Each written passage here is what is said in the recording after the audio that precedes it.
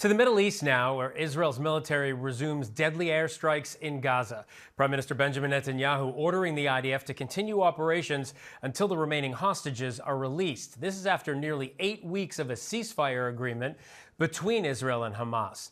For the second year in a row, Muslims are observing the holy month of Ramadan in the midst of violence and uncertainty. ABC's foreign correspondent Matt Rivers with the latest.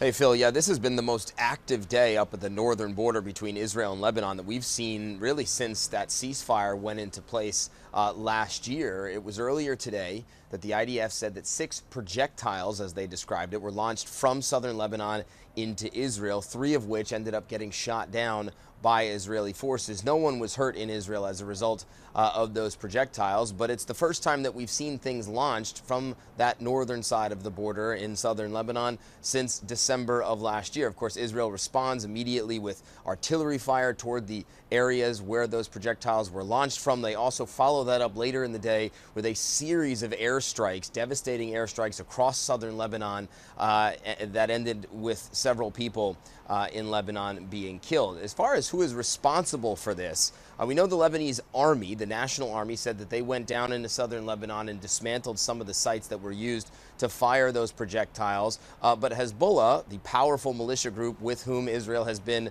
at odds for a better part of 2 generations now, denied that they were the ones who fired those projectiles, and an Israeli official confirming to ABC News that they also are not sure yet which group would be responsible for firing those projectiles. But regardless of who it is, the risk of escalation here remains. This is a ceasefire that is held pretty steady since it was first brokered by the United States and France. And of course, that is something this entire region doesn't want to see happen, the kind of all-out conflict that we saw between Hezbollah and Israel going through last year. Meanwhile, over in Gaza, we know the IDF continues to expand its footprint there, foot soldiers all over Gaza at this point and expanding their operations.